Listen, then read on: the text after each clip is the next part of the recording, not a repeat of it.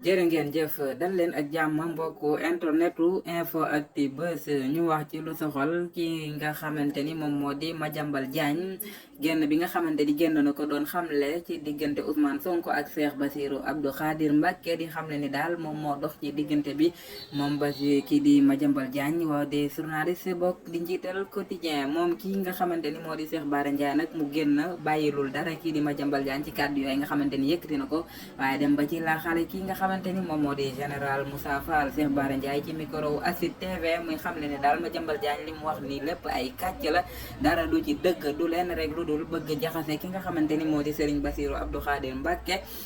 ak lenn ci li nga xamante ni ñoom ñoo di taalibey murit yi moom Serigne Cheikh Bara Ndiaye di xam ne daal Madiambal Diagne mënta ñëw tey di jaay diggante bu ritax digganteem ak murit yi ndax kat fii la yàq Cheikh Bara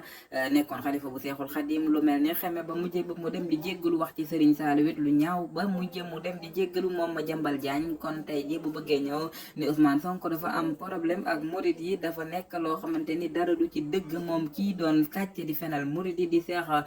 di ki nga xamante ni moom moo di Madiambal Diagne ci kàddu Cheikh Bara Ndiaye muy xam ne daal Ousmane Sonko dafa ñëw moom kii Madiambal Diagne mënatu la wax ay kàddu yu dul dëgg jëmale ci murit yi waaye mu jëmale ko ci Ousmane Sonko toujours di yëkkati ay kàddu yu dul dëgg di ko teg ci kaw kii di Ousmane Sonko kon moom amul lenn loo xamante ni dina ko wax wala ay conseil jëme ko ci ki nga xamante ni mooy kilifa diine yi fii wala bokk ci murit gi waaye moom Cheikh Bara Ndiaye mu yegg ci Cheikh mu général Moussa Fall kàddu yi nga xamante ni yëkkati na ko ci màggal bi di xamal Serigne Mountakha Bassirou Mbacké ni ko kat dana sa xel dal ndax kat màggal bi jàmm rek moo ci am boo tëddee nelawal mu ni loolee ay kàddu la yoo xamante ni nekkul kàddu yu teggi ne dara ndax Serigne Mountakha lan mooy jafe-jafeem ba nga ko naan boo tëddee nelawal mel ni moom da dul nelaw ak it kàddu li nga xamante ni wax na ko ni dafa am ni ñëw ci màggal bi ngir yàq ko loolee moo waral ñu indi sécurité bu mat sëkk moom Cheikh Bara Ndiaye muy xam ne ni màggal gi daal kenn mënu koo yàq ndax kii di Serigne Touba daf koo waajal ci yëpp fànn kon général Moussa Fall la mu wax foofee ay diabolisation la waaye tam mu dem ci Serigne Mbaye Sy Mansour ni ko kat ba